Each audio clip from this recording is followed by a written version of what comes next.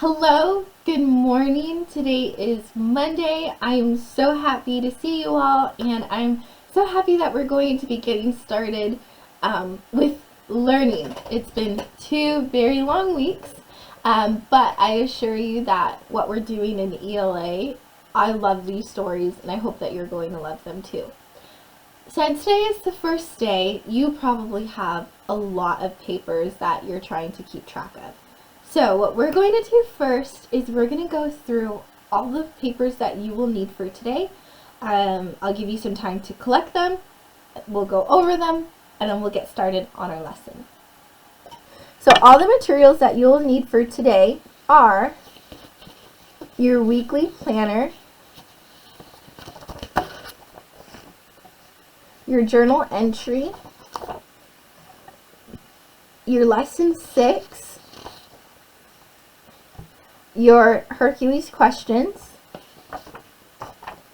and your Confronting Challenges booklet, and lastly, your reading log.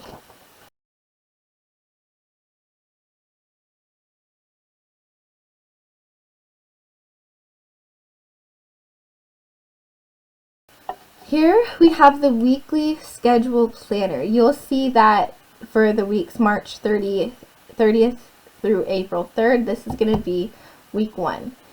If you look at Monday, you will see that the only requirements for today are listed here. What I would do is once you've finished an online lesson and once you've completed the assignment, I would just check it off here so that you're keeping track of your work. The only exception would be the journal entry. So with the journal entry, if you go to your instructions, you will see that on week 1, it says complete a journal entry 3 times a week. You may choose the days. I have journal entry every single day. It is not required every single day. Pick 3 days out of the week, complete the journal entry, and when you're finished on that day that you completed it, just cross it out. So we are going to go to the section on ELA and we're going to look at Mondays. So Monday first, this is sort of like the lesson plan that you will go over with your parents. First, I'd like you to read the short response questions. Then, I want you to read the story, just paragraphs 1 through 19. It's helpful if you read the questions first, just so you can get the gears working in your brain so you know what to look for as you're reading. After you read and annotate, you're going to complete the short response questions. And then finally, you're going to complete the lesson 6 context clues chart. That is all you're doing for Monday. Once you're finished with this, I would suggest for you to go back and choose a journal prompt here and then begin to write it on your journal entry page. Get started with reading our questions. Okay. We're going to write our name. Don't forget your name.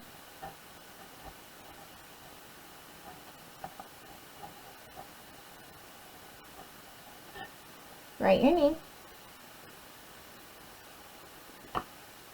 And then write the date.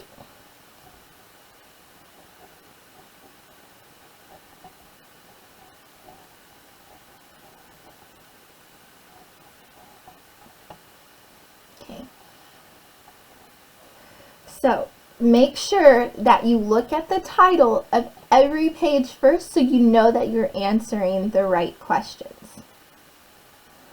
Answer the questions in the space below using complete sentences, punctuation, and capitalization. Guys, you need to be answering in complete sentences. You need to be answering each question in complete sentences.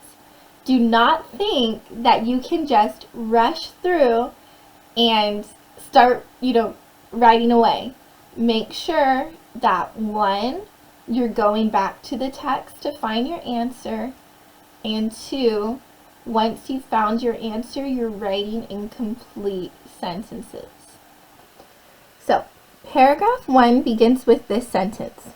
Hercules, in order to complete his quest, had to get 3 golden apples. Why did Hercules go on this quest? Reread the intro to find out. So, you know where to look. We're going to look back at the introduction. 2. Recall our vocabulary words from prior weeks. What does burdensome mean? Remember, we had the vocabulary word burden before? What does burdensome mean? Use context clues and background knowledge. Number 3. Why do you think Hercules hesitated to take the sky for Atlas? Number 4. Look at paragraph 12. Using evidence, make an inference on how Atlas feels after placing the sky on Hercules' shoulder.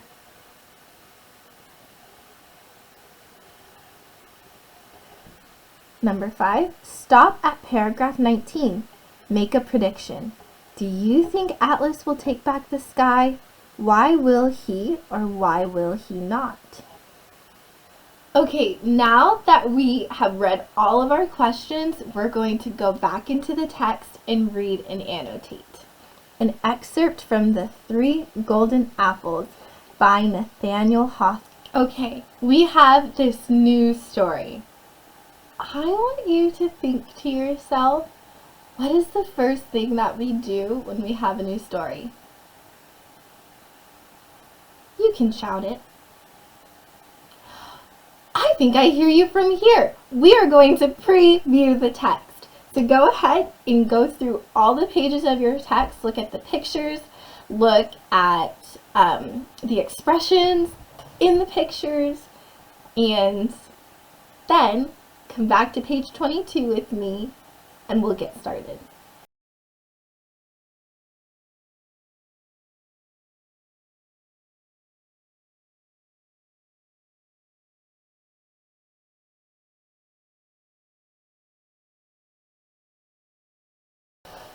Alright, I hope that you are ready to get started. So, Hercules' Quest, an excerpt from The 3 Golden Apples by Nathaniel Hawthorne. The myths of ancient Greece and Rome are stories of powerful gods and goddesses, courageous human heroes, and monster-like creatures. All of these characters play a part in dramatic journeys and adventures. Okay. I'm going to circle the word myth.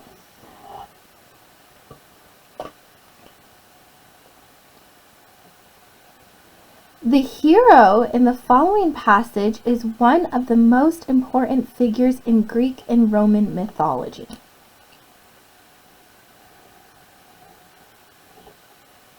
Okay, I'm going to stop here and I'm going to write a myth is. Okay.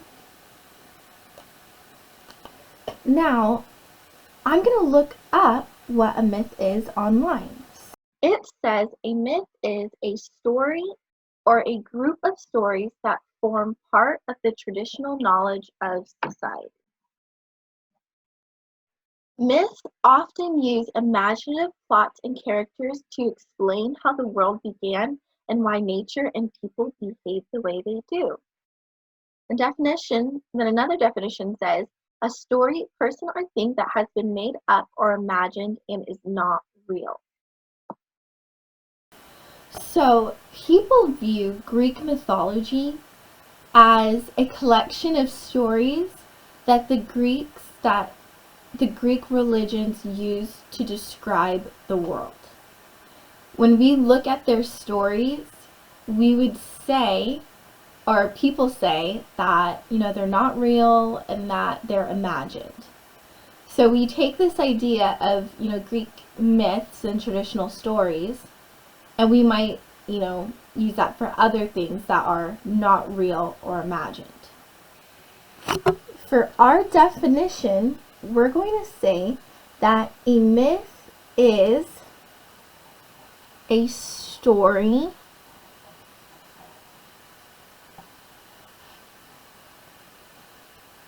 a culture uses to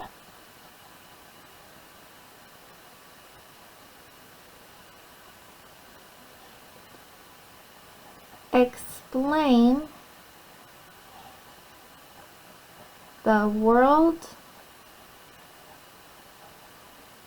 around them.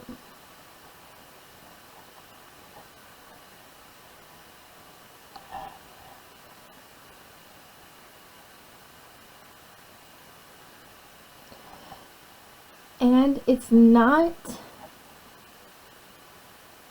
exactly true.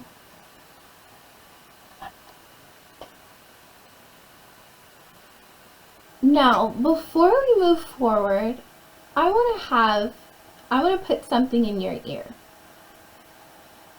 Greek mythology Greek and Roman mythology is what they believed to be true at that time. They believed in gods and goddesses, and just sort of these superhuman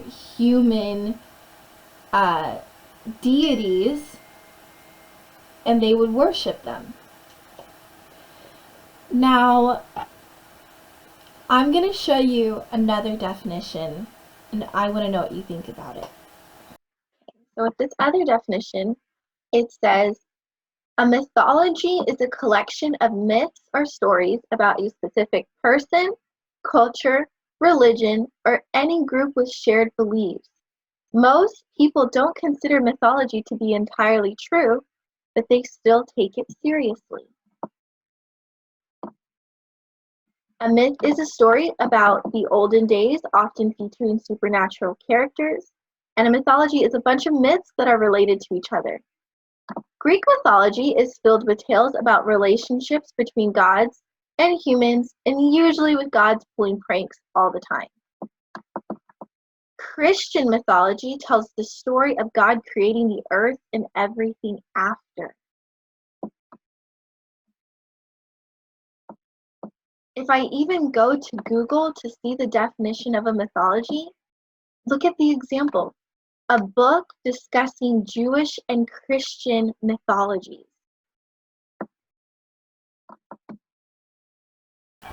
Did you hear that?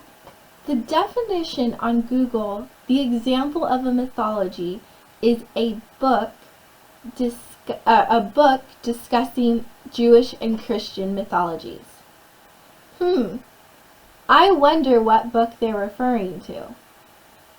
Any guesses? Yeah, they're referring to the Bible. So when we go through this study, I want us to be thinking about how is our faith, how is the Christian faith, how is that separate from Greek mythologies? That's kind of a question I want you to be thinking about, because the world looks at our faith like it's a myth. The world looks at our faith like it's a collection of stories that aren't necessarily true.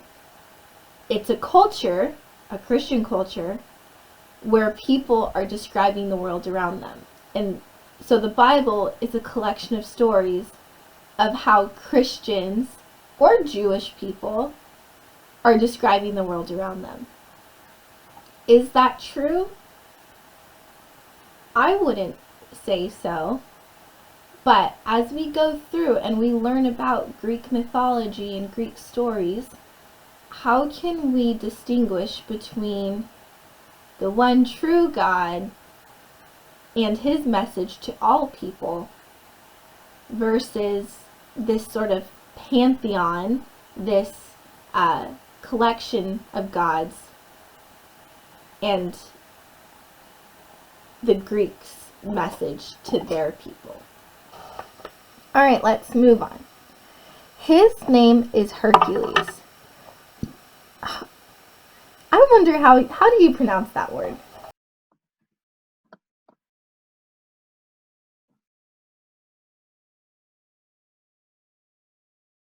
Heracles. Heracles. So, in our English, we say Hercules, but in Greek, it's Heracles. So I'm going to write that. Heracles.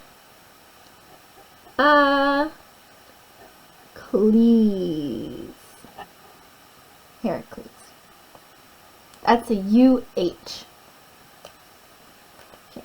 His name is Hercules, and he is a demigod, the son of the Roman god Jupiter, Zeus in Greek mythology, and a mortal mother. Interesting. So this is one thing that we have to understand, is that the Greeks had their own set of gods, and when the Romans overtook the Greeks, the Romans adopted the Greek gods, but changed their names to Roman names. So that's why Zeus in Greek mythology would be the same as the Roman god Jupiter in Roman stories.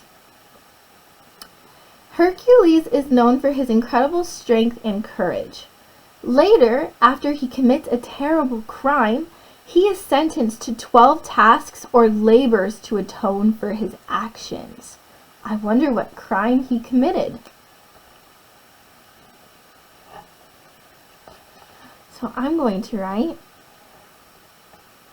what crime did he commit?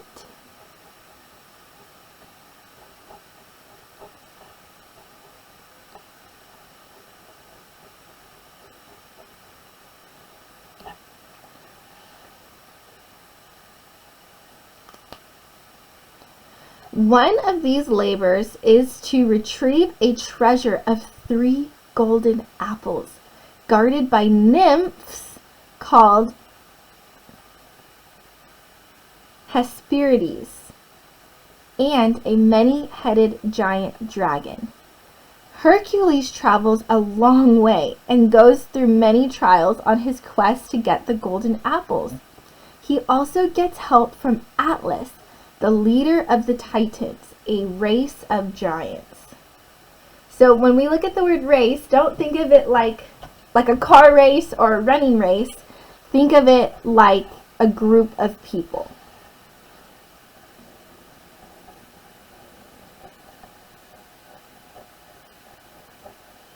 So we have the human race, we have people of the Asian race, the African race, the European race.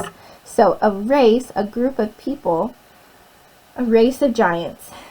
Nathaniel Hawthorne was an American novelist and short story writer. One of his most celebrated novels is The Scarlet Letter.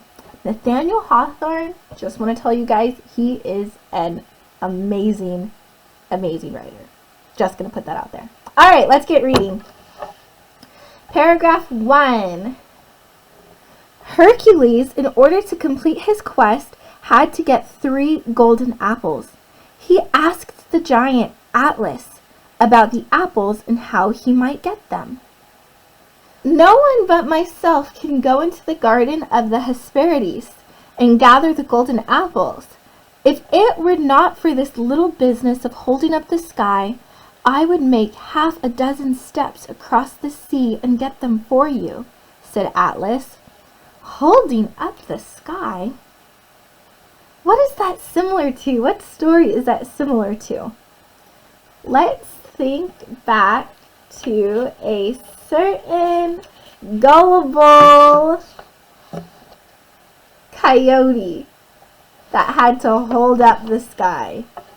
So, I'm going to put a little star next to here to remind myself that that is very similar to the coyote.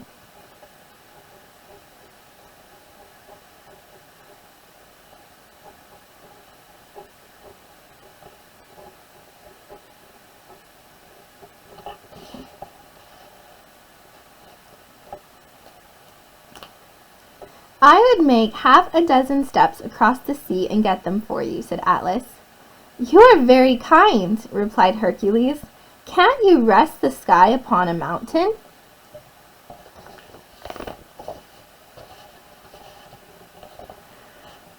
None of them are quite high enough, said Atlas, shaking his head.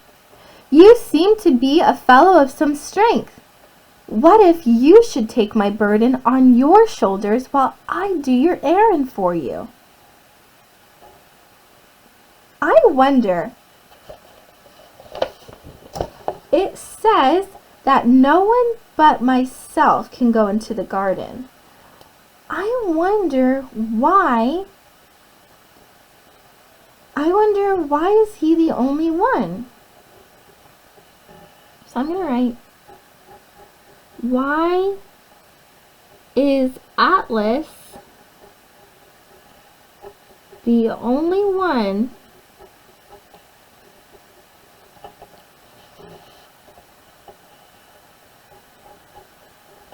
who can enter the garden?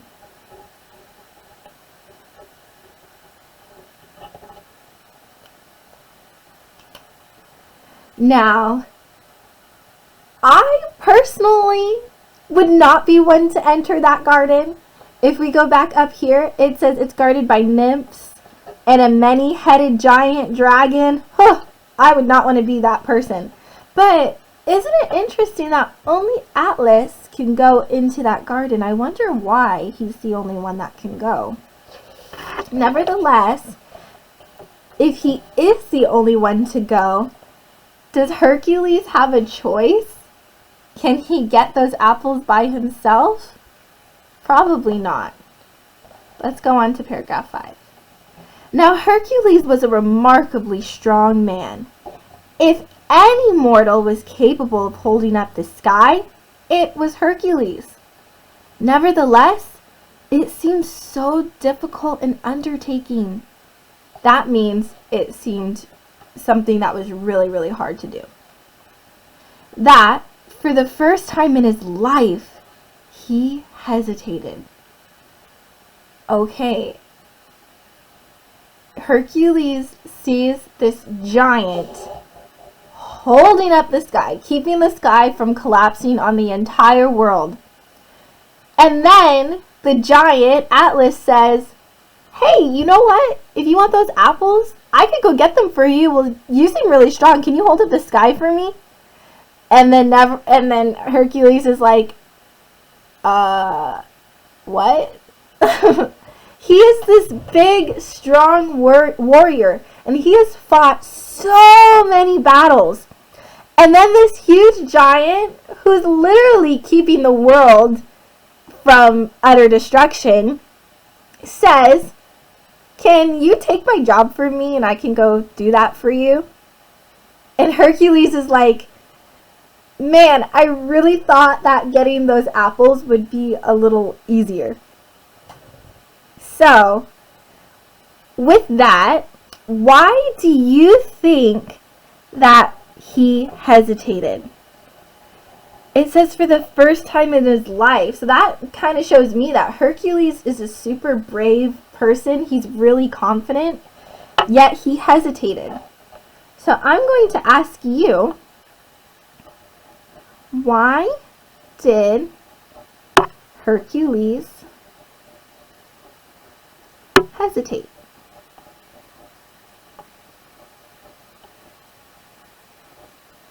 Why did he sort of have second thoughts? Go ahead, pause the video, and take a moment to answer this question.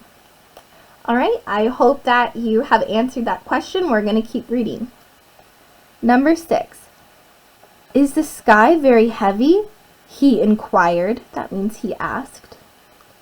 Why, not particularly so, "At first," answered the giant, shrugging his shoulders. "But it gets to be a little burdensome after 1,000 years." 1,000 years? Exclamation point, exclamation point. How has he been doing that for 1,000 years? "And how long a time," asked the hero, "will it take you to get the golden apples?" That's a very good question.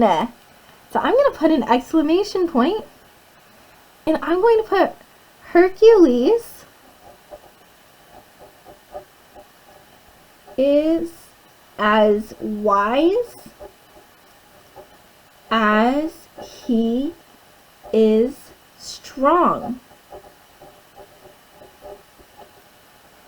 Hercules is as wise as he is strong. To me, Hercules doesn't seem like a person that's like, "Okay, yeah, get those apples for me, I'll hold up the sky." He asks Atlas, "How long will it take you?" Because if it's 15 minutes, I might be more willing to hold up the sky. If it's a day, okay, I'll consider it. Now, what if it took Atlas 50 years to travel to get to the garden? If Hercules didn't ask this question, he might have agreed to a deal that he probably wouldn't have, knowing that if it took a super long time to go get the apples, he would be stuck holding up the sky. He wouldn't even be able to let it go because then it would crush the whole world. So I think that's a very good question to ask. I wouldn't have thought of that. I just think, okay, yep, I'll do this. I'm big and strong. Go get those apples for me. But Hercules, he stops, he pauses, he reflects, he asks questions before he agrees. So I think that kind of shows that Hercules is pretty wise. All right, let's move on. "Oh, that will be done in a few moments," cried Atlas. "Phew! I shall take 10 or 15 miles at a stride, and be at the garden and back again before your shoulders begin to ache. Thank goodness." "Well then," answered Hercules, "I will climb the mountain behind you there, and relieve you of your burden." So without more words, the sky was shifted from the shoulders of Atlas and placed upon those of Hercules. When this was safely accomplished, the first thing the giant did was to stretch himself. Next, he slowly lifted one of his feet out of the forest that had grown up around it, and then the other.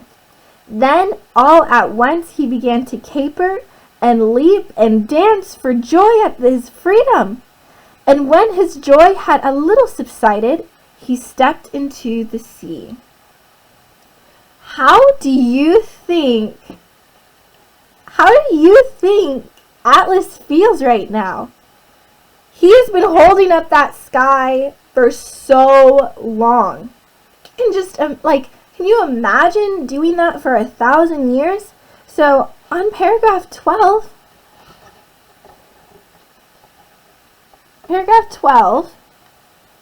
I'm going to say Atlas is filled with joy and relief. He is filled with joy and relief. It says that he stretched.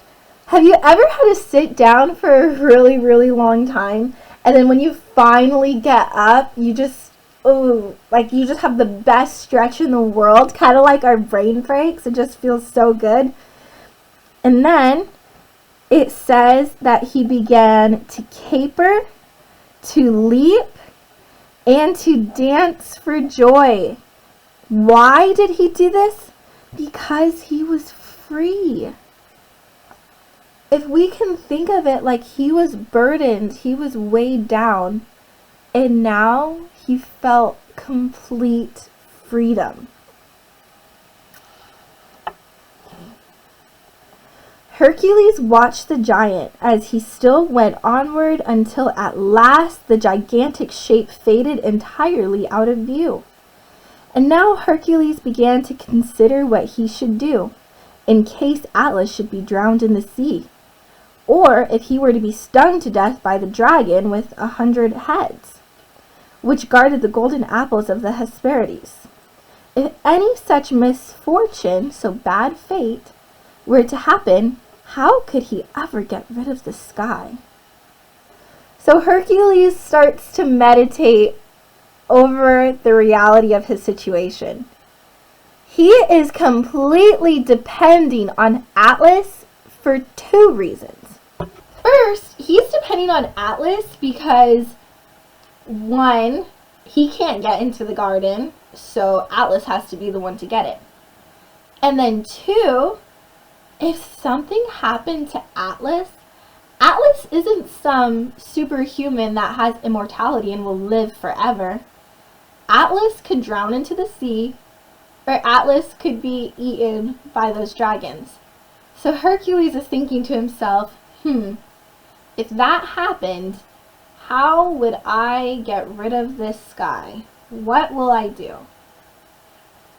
What do you think that tells you about Hercules' character? On one end,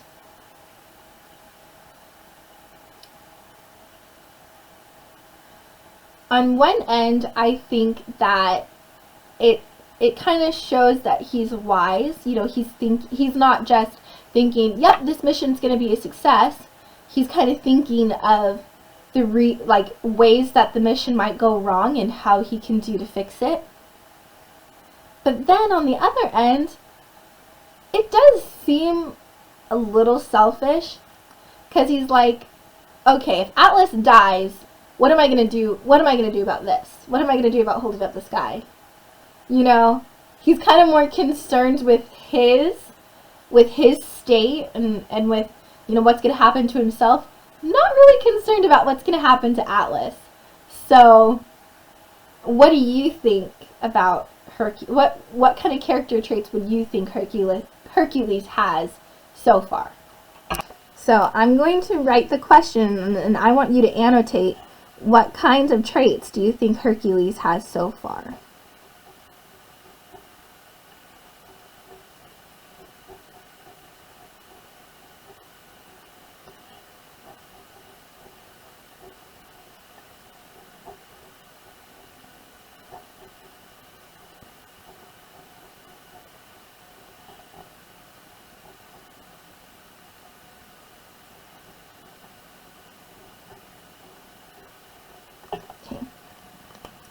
Go ahead and pause the video, take a moment to answer that question. And we're going to move on to paragraph 14. I really pity the poor giant, thought Hercules. There's some sympathy here. If it wearies me so much in 10 minutes, how must it have wearied him in 1,000? Weary means it's kind of like burden, like there's kind of this weight on them. It's a struggle, it's a challenge, it's difficult.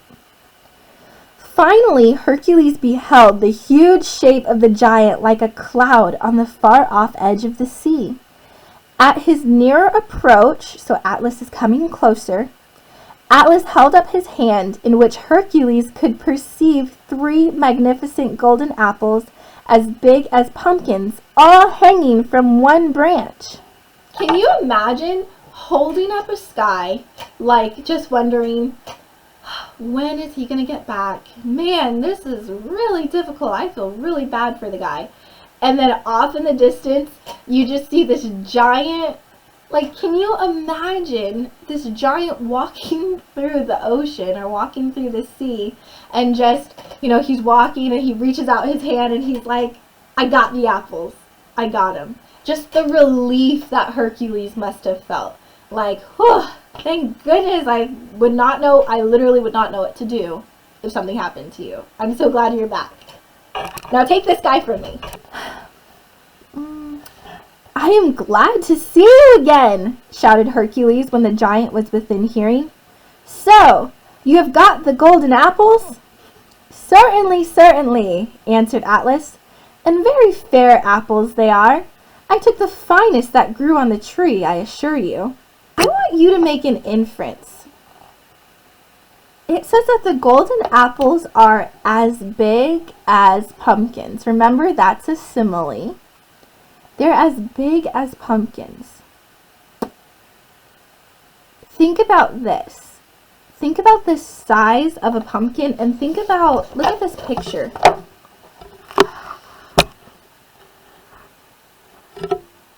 To him, this branch seems like it would fit, you know, in our hands like this. But can you imagine how huge this branch would be to a human? Like, can you imagine how big it would be, especially if these were the size of pumpkins? This small thing would fit in his hand like how it would fit, like how a small apple would fit in our hands. But I'm kind of wondering if the apples were that big, is the garden only for giants? And then Atlas didn't struggle. You know, Hercules was thinking about the dragon. Hercules was thinking about the nymphs, the guardians of the garden, and the disaster, you know, that they might have caused. But it doesn't seem like at least the author doesn't tell us anything about that. It seems like Atlas just walked into the garden, got the apples, and walked out. So maybe the reason, well, I want you to think about this. What reason do you think, why do you think that Atlas had to be the one to go into the garden? So remember that question that we asked earlier? Why was it Atlas that had to be the one to go into the garden? So I want you to pause the video and I want you to think about that. I want you to write the answer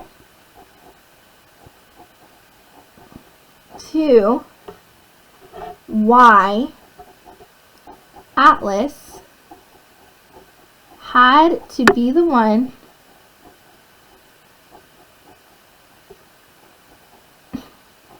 to go into the garden.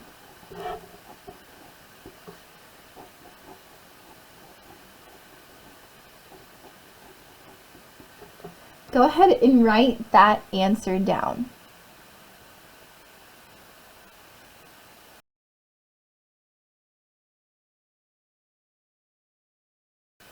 Now, I'm going to tell you my answer. I think Atlas, being a Titan,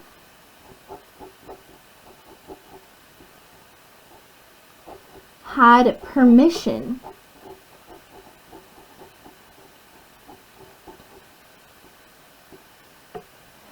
I think that if a human were to walk into the garden, they probably would have died instantly. You know, the people guarding the garden would have considered them an outsider. But I think that the Titan would not have been considered an outsider. And one inference that I can think of is the apples. The apples were the size of pumpkins to a human, but to Atlas, they were the size of an apple. Like, you know, if you had a giant and they had an apple, to us it would be really big, like a pumpkin, but to them it would be really small and it would fit into their hands.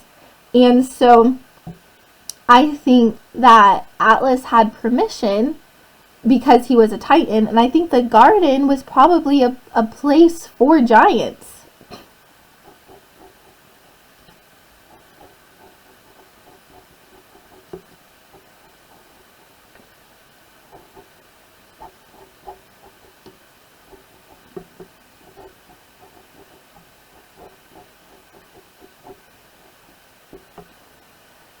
So I can see that. I keep saying this over and over again. I'm so sorry. But I could see that it was a place for giants because to him, the apples were normal apple size. But to Hercules, the apples were huge. So I think the garden was a place for giants, and I think that it was sort of open. The garden was open probably to giants and to other gods and goddesses, but was probably off limits to humans.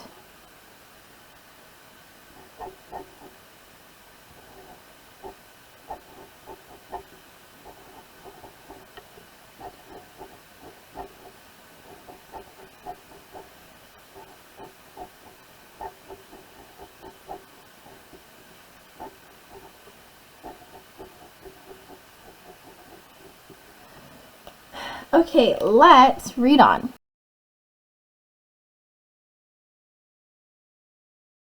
I heartily thank you for your trouble, and now, as I have a long way to go and am rather in a haste, and as the king, my cousin, is anxious to receive the golden apples, will you be kind enough to take the sky off my shoulders again?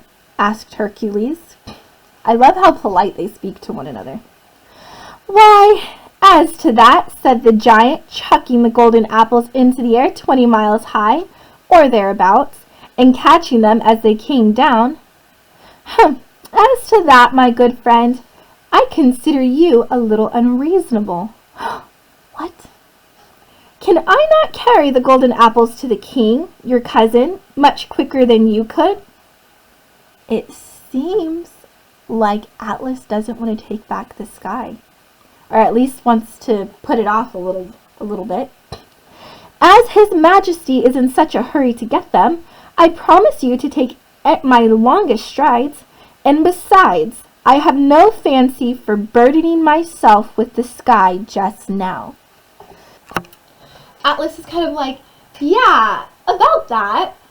You know, if the king is really in a hurry, couldn't I get to the king a little bit faster than you could? Oh, you know what's a good idea? How about I take these apples to the king, because I don't think I would like to take the sky back just yet. If you were Hercules, how would you feel? You would just think like, what? I just made a deal with you. The only thing we talked about was you getting the apples. Take it back. Just take it back now. So, we are going to stop here in this paragraph. If you want to go through and add any more annotations, you're more than welcome to. Right now, I would suggest that you do a little bit of a brain break before we get to our questions. So I will put a little Just Dance video, so just go to the next video, get up, get moving, get a drink of water, get a snack, and then we're going to move on to the questions when we're back.